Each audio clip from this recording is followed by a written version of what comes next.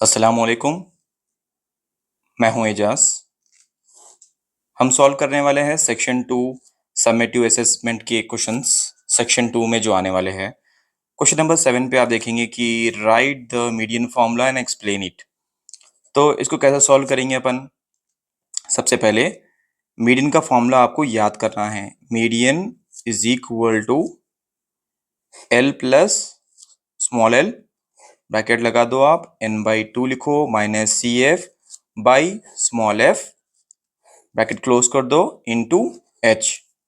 उसके बाद आपको ये भी एक्सप्लेन करना है कि ये एल क्या है, n/2 क्या है, सी एफ क्या है, स्मॉल एफ क्या है और एच क्या है। तो उसके लिए सबसे पहले अपन लिख लेंगे, यहाँ पे इन लोगों को एलोबरेट करेंगे। एल मतलब क्या है? L is what? Lower boundary. L is what? Lower boundary. Next, N क्या है? Total number of values. Total number of values. उसके बाद सी एफ क्या है? सी एफ मतलब क्यूमुलेटिव फ्रीक्वेंसी। क्यूमुलेटिव फ्रीक्वेंसी को बोलते हैं, क्यूमुलेटिव फ्रीक्वेंसी को बोलते हैं। क्या बचे हुआ है? और एफ बचे हुआ है। एफ मतलब फ्रीक्वेंसी। उसके बाद क्या बचे हुआ है? एच है। एच मतलब class width. Class width. Okay, so question number 7 पे right the median formula and explain it, ऐसा आने वाला है। तो आपको क्या करना है?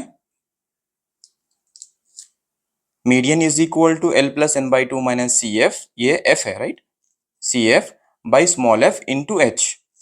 एल मतलब लोअर बाउंड्री, एन मतलब total number of values, C F मतलब क्यूमुलेटिव फ्रीक्वेंसी, एफ मतलब फ्रीक्वेंसी, एच मतलब क्लास विड्थ।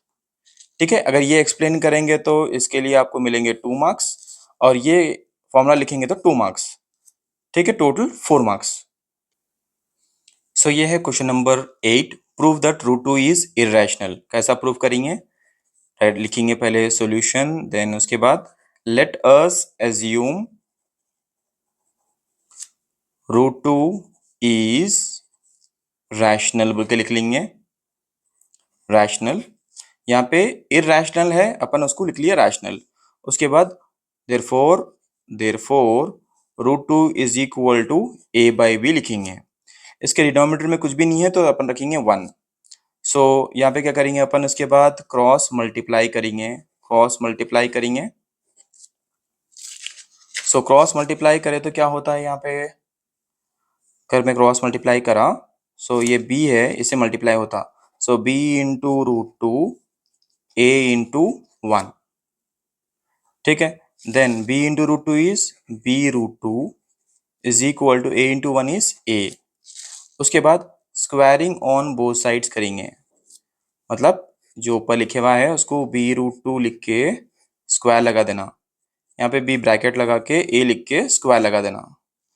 अब ये जो स्क्वायर है b का भी है, ये स्क्वायर है रूट टू का भी है, तो उसको लिख लेंगे b square into root two whole square is equal to a square. Square root get cancel, क्या बचा यहाँ पे? 2 बचा, so 2b square is equal to a square. Done. अब क्या कर सकते हैं अपन देखेंगे। अब आगे बढ़ना है तो अपन को यहाँ पे लेना पड़ता लेट a की वैल्यू अपन लिखेंगे 2c। यहाँ पे a की वैल्यू नहीं है ना, तो अपन ले रहे हैं क्या? 2c ले रहे हैं। अगर मैं a का स्क्वायर कर दिया, a को अगर मैं स्क्वायर कर दिया, a की वैल्यू को अगर मैं स्क्वायर कर दिया, तो क्या लिखूं मैं? इसको ब्रैकेट लगा के 2c स्क्वायर लिख सकता हूँ। दैट मीन्स a स्क्वायर मतलब ये जो स्क्वायर है 2 का है, 2 स्क्वायर, a स्क्वायर किसका है? c का है, c square. So a square is equal to 2 square बोले तो 4, c स्क्वायर का c स्क्वायर, मतलब a स्क्वायर की वैल्यू क्या है अपने पास? वो है 4c स्क्वायर। सो ये हमारा फर्स्ट इक्वेशन है मान लो। अब ये वैल्यू को इस a स्क्वायर की जगह पे लिखना है अपने को। कैसे लिखूंगा मैं? 2b² राइट, 2b² ये वैल्यू में 2b² as it is equal to a² बोले तो क्या, a² बोले तो 4c², सो 4c²। अगर मैं ये जो 2 है उसको इस तरह भेज दिया तो क्या होता, 4 के नीचे चले जाता हो, so b² is equal to 4c² by 2।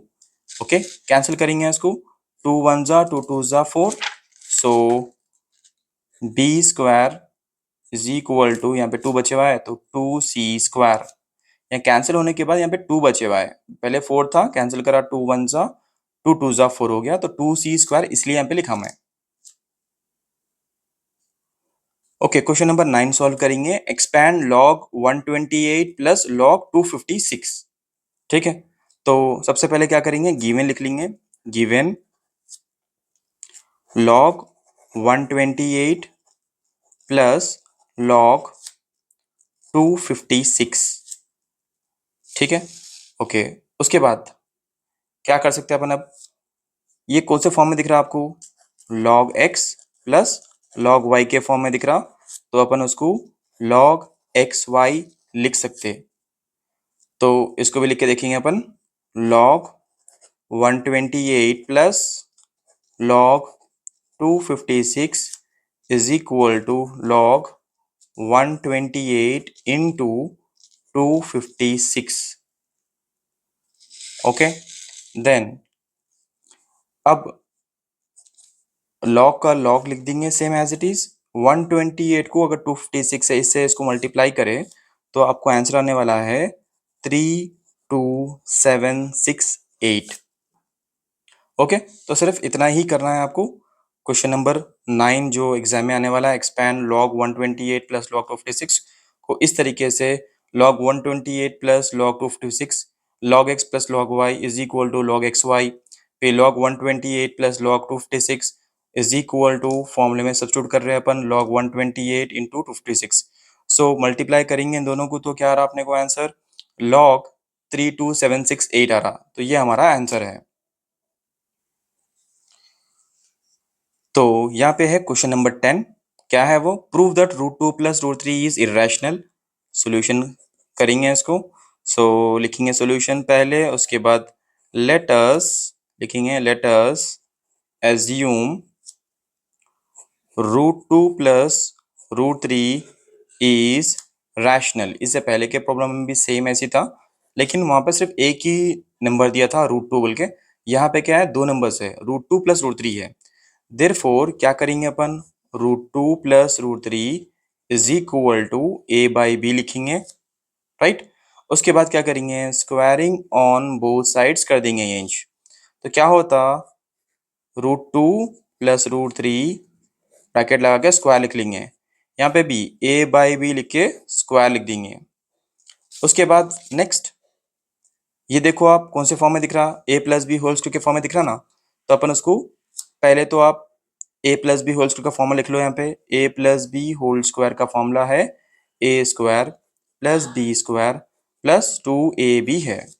ठीक है, तो अब उसी के फॉर्म में इसको सब्स्टिट्यूट करेंगे, सो ये जो है a plus B whole square के फॉर्म में है, तो मैं उसको एक्सपेंड करूँ, a² plus b² plus 2ab is equal to, यहाँ पे स्क्वायर है ना, तो ये स्क्वायर को दे देंगे अपन a को, और स्क्वायर को देंगे नीचे वाले b को भी, सो अपन ऐसा लिख सकते हैं ना उसको, a² बाई b²।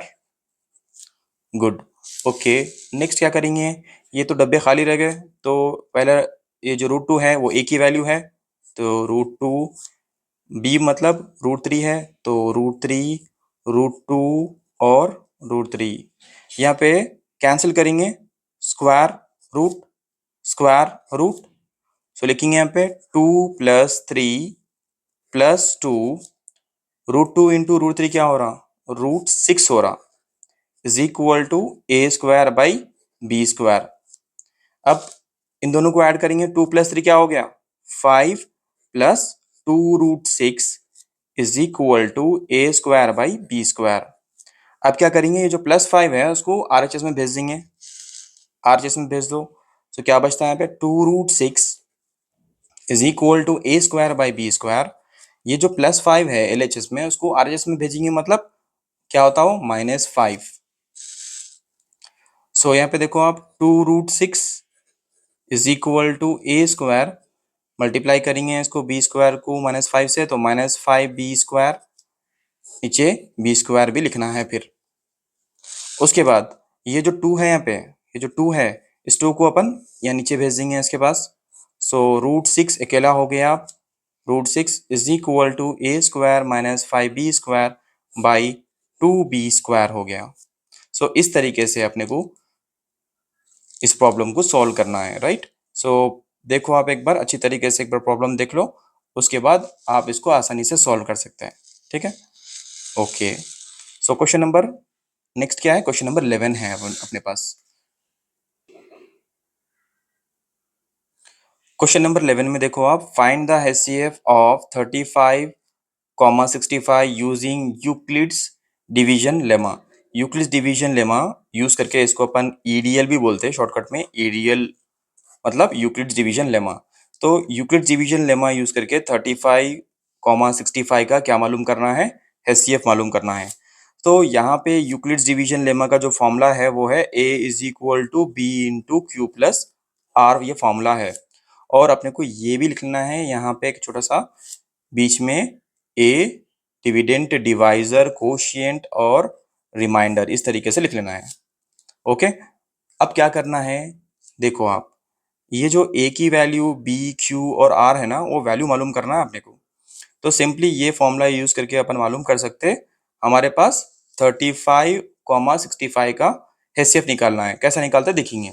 ओके, सो आप क्या करेंगे, ये जो 35 है, यहाँ पे 35 है, 65 है, तो अपन A की वैल्यू को, इन दोनों में से जो बड़ा है नंबर, उसको अपन बोलेंगे A की value, A is equal to 65।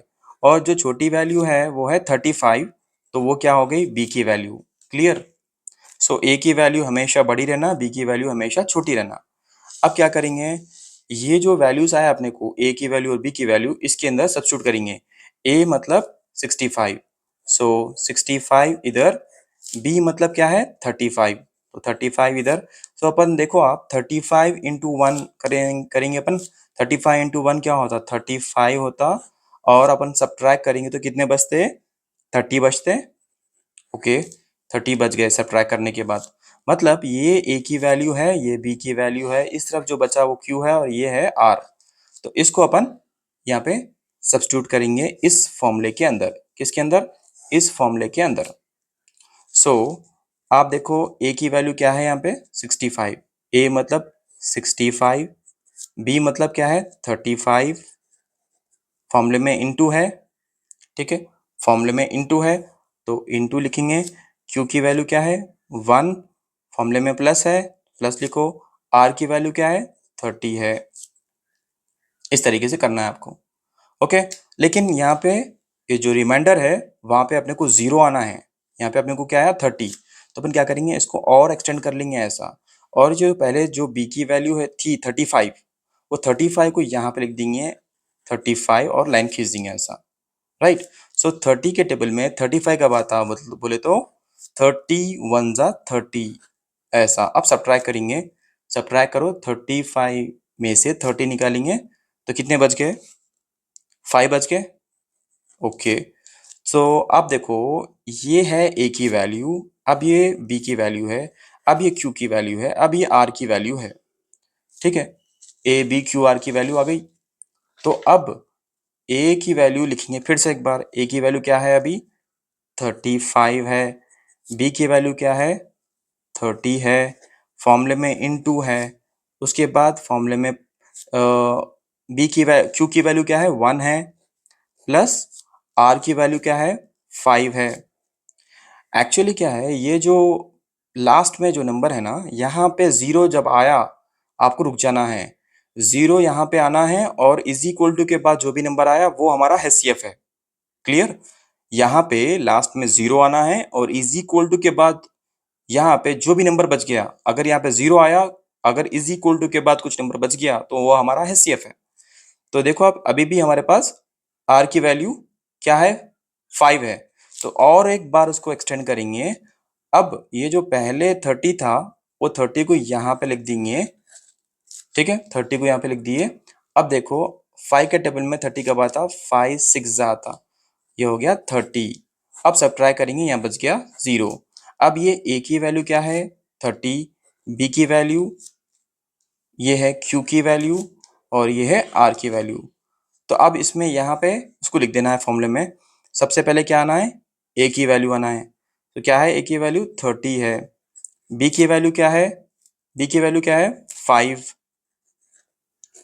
Q की वैल्यू क्या है 6, आर की वैल्यू क्या है 0। मैं आपको बोला था कि 0 अगर लास्ट में आ रहा है यहाँ पे, और जैसा 0 आ गया इज इक्वल टू के बाद जो भी वैल्यू बचेंगी यहाँ पे वो वैल्यू क्या है, therefore HCF is equal to 5। I hope आप लोगों को समझ में आया होगा। ये जो मैं वैल्यू सब्स्टिट्यूट कर रहा हूँ यहाँ पे, जो भी वैल्यूज कर रहा हूँ यहाँ पे, वो इस फॉर्मूले में यूज कर रहा हूँ, इस फॉर्मूले में सब्स्टिट्यूट कर रहा हूँ, ठीक है। तो ये फॉर्मूला बहुत ज़रूरी है।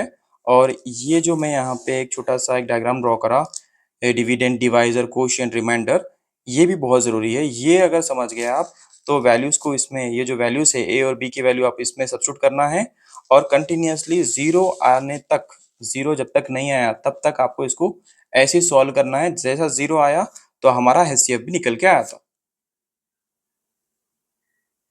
अब यहाँ पे देखो क्वेश्चन नंबर 12 क्या आने वाला है एग्जाम में, वो है डिफाइन रैशनल नंबर। सो अपन इसको एक डेफिनेशन है, रैशनल नंबर किसको बोलते हैं बोले तो अपन लिख लेंगे a rational number, a rational number is a number. Rational number क्या है, एक ऐसा नंबर है जो दैट कैन बी, जिसको अपन एक्सप्रेस कर सकते हैं, that can be expressed in the form, in the form P by Q. मतलब ऊपर न्यूमेटर नीचे डिनोमिनेटर, पी बाई क्यू के फॉर्म में अगर अपन एक्सप्रेस कर सक रहे हैं तो उसको क्या बोलेंगे अपन, रैशनल नंबर। और यहाँ पे जो वेर पी एंड क्यू क्या है, यहाँ पे स्मॉल पी स्मॉल क्यू क्या है, आर इंटीजर्स, वो क्या है इंटीजर्स है, ठीक है, इंटीजर्स है। और कंडीशन क्या रहना, क्यू की वैल्यू कभी भी जीरो नहीं रहना। Done, okay. एग्जाम्पल्स लिख लेंगे अपन, थोड़े एग्जाम्पल्स लिखेंगे यहाँ पे, जैसे कि 1/2, उसके बाद -3/4, उसके बाद 5, 1। ये सारे एग्जाम्पल्स है किसके, रैशनल नंबर के एग्जाम्पल्स है। ओके, सो आई होप आप लोगों को ये सेक्शन 2 है समझ में आया होगा। अगर नहीं समझ में आया तो भी वीडियो को बार बार प्ले करके देखो और अपने फ्रेंड्स के साथ शेयर करो।